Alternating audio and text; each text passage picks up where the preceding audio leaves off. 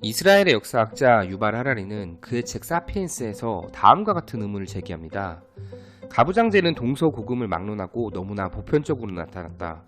1492년 콜럼버스의 신대륙 상륙 이전에도 신대륙과 구대륙 대부분이 가부장제 사회였다. 이전 수천 년간 두 대륙이 전혀 접촉하지 않았는데도 말이다.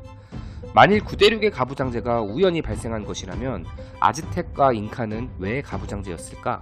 라는 의문입니다. 유발 하라리는 또 다음과 같이 말합니다. 남자와 여자의 정확한 정의가 문화마다 다를지라도 거의 모든 문화가 여성성보다 남성성을 더 가치 있게 여기는 데에는 모종의 보편적인 생물학적 이유가 존재할 가능성이 매우 큽니다. 그 이유가 무엇인지 우리는 모릅니다. 수많은 이론이 있지만 설득력이 있는 것은 없습니다. 라고 말이죠. 가부장제의 원인에 대한 대표적인 이론들을 살펴보면 다음과 같습니다. 첫 번째, 근력. 이 이론은 가장 흔한 이론인데요. 남자가 여자보다 힘이 더 세니까 완력을 사용해서 여자를 강제로 굴복시켰다고 합니다. 좀 다르게 말해보면 남자는 힘이 세기 때문에 밭갈기나 추수처럼 힘든 노동이 필요한 업무를 독점할 수가 있었고 덕분에 식량 생산을 통제할 수 있었으며 이것이 정치적 영향력으로 나타났다는 것입니다. 하지만 여기에는 두 가지 문제가 있는데요. 첫째로 남자가 여자보다 강하다는 말은 평균적으로만 그렇고 특정한 종류의 힘에 대해서만 옳습니다. 일반적으로 여자는 굶주림, 질병, 피로에 대한 저항력이 남자보다 크기 때문입니다. 심지어 이 이론의 가장 큰 문제는 역사를 통틀어서 여자는 육체적 노력이 거의 필요 없는 사제나 법률가, 정치인 같은 직업에서 대체로 배제되어 왔으면서 들일이나 수공예, 가사노동처럼 힘든 육체노동에는 종사했다는 점입니다. 힘든 노동의 독점이 정치적 영향력이라면 여자도 할 수 있었던 힘든 노동이 있었는데 왜 영향력을 가질 수 없었을까요? 힘이 약해서 육체 노동을 독점할 수 없었다면 사제나 법률가, 정치인같이 힘이 들지 않지만 정치적 영향력을 갖는 그런 직업에서는 왜 배제되었을까요? 둘째로 인간의 경우는 육체적 힘과 사회적 권력 사이에 직접적인 관련이 없다는 점입니다. 20대의 청년들이 연장자들보다 훨씬 힘이 더 센데도 불구하고 60대의 사람들이 20대들에게 권력을 행사하는 것이 보통입니다. 폭력 조직을 보면 보통 두목들은 주먹을 쓰는 일이 극히 드물고 오히려 건장한 이들한테 자기 대신 주먹을 쓰게 하죠. 심지어 침팬지 사회에서도 알파 수컷은 다른 수컷이랑 암컷과 동맹을 맺으면서 그 자리를 차지를 하지 아무 생각 없이 폭력을 휘둘러서 차지하지 않습니다. 따라서 남자가 여자를 힘으로 강제할 수 있다는 사실이 그 가부장제의 토대라고는 믿기 어렵습니다. 두 번째 이론은 남성의 공격성입니다. 남성의 지배가 힘이 아니라 공격성의 결과라고 설명을 하는데요. 수백만 년에 걸친 진화 결과 남자는 여자보다 폭력성을 훨씬 더 많이 갖게 됐고 다른 대안이 없을 때 순수한 물리적 폭력을 사용하려는 경향은 남자가 더 크다고 이 이론은 설명합니다. 지구 역사를 통틀어 전쟁은 남자의 특권이었던 것이 이 공격성 때문이며 전시의 군대를 통제하는 것이 남자들이었기 때문에 남자는 민간 사회에서도 주인이 되었다는 것인데요. 생각해보면 전쟁은 인류 역사와 함께 어디든 있었고 가부장제 역시 어디든 있었기 때문에 상당히 설득력이 있어 보입니다. 하지만 공격성을 바탕으로 직접적으로 공격하는 이 병사가 모두 다 남자라고 해서 전쟁을 하고 그 결실을 차지하는 것이 남자여야 한다는 법이 있을까요? 이것은 말이 되지 않습니다. 이것은 농장에서 일하는 노예가 흑인이라고 해서 농장주도 흑인일 것이라고 가정하는 것과 같아요. 여성이 남성으로 이루어진 군대를 통제하는 일은 일어날 수 없었을까요? 역사적으로 대부분의 통솔자들은 병사 생활을 하지 않은 특정 엘리트 계층들이었고 군대를 이끌고 그 결실을 누렸습니다. 왜 여자 엘리트가 아닌 남자들 뿐이었을까요? 여자는 체력이 약하거나 테스토스테론 수치가 낮은 탓에 장군이 될 수 없었다는 주장에는 타당성이 없습니다. 전쟁을 이끄는 것에는 강인한 체력이나 큰 공격성이 필요한 것이 아니기 때문이죠. 술집에서 하는 주먹 다짐이랑 고도의 조직적 협동 그리고 유화 정책을 필요로 하는 전쟁과는 다릅니다. 보통 승리 열쇠는 본국의 평화를 유지하면서 해외에서 동맹국을 구하고 다른 사람들, 특히 적군, 그들의 마음을 읽는 능력이 일반적입니다.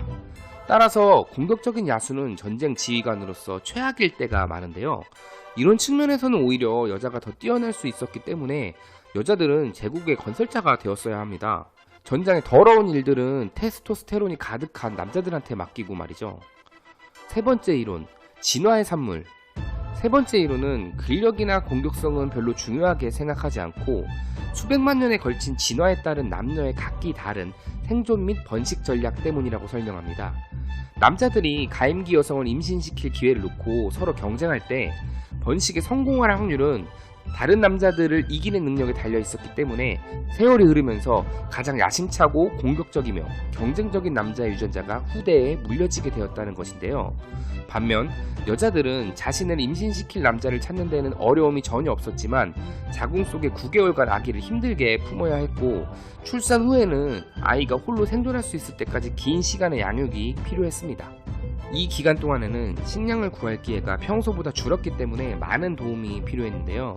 그래서 남자가 필요했고 자신과 자녀의 생존을 보장하려면 남자가 내세운 조건을 모두 받아들일 수밖에 없었습니다.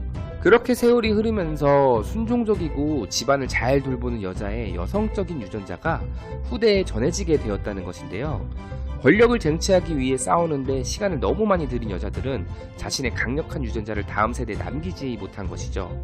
그래서 가부장제가 형성되었다는 건데, 하지만 이러한 접근법 역시 경험적 증거들을 통해서 거짓임이 드러났습니다.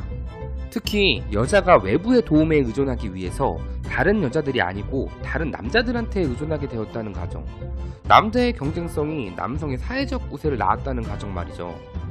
동물 세계를 잘 살펴보면 코끼리나 보노보처럼 의존적인 암컷들과 경쟁적인 수컷들 간 그 역학관계의 결과 목권 중심의 사회가 나타난 종들이 많습니다. 이 암컷들은 외부의 도움이 필요하기 때문에 사회적 기술을 발달시켜야 했고 협력하고 설득하는 방법을 배워야 했습니다. 이들은 암컷들로만 구성된 사회적 네트워크를 건설해서 서로 도우면서 새끼를 키웠고, 이에 반해 수컷들은 싸우고 경쟁하는 데 시간을 보냈습니다. 그래서 수컷들의 사회적 기술과 유대는 발달하지 못했죠. 보노보와 코끼리 사회는 협력적인 암컷들로 구성된 강력한 네트워크가 통제하고 자기중심적이고 비협력적인 수컷들은 변방으로 밀려났는데요. 평균적인 보노보 암컷은 수컷들보다 힘은 약하지만 수컷이 한계선을 넘어서면 종종 떼지어서 그 수컷을 괴롭히며 공격을 합니다. 보노보와 코끼리가 이럴 수 있는데 인간이 못할 이유가 있을까요?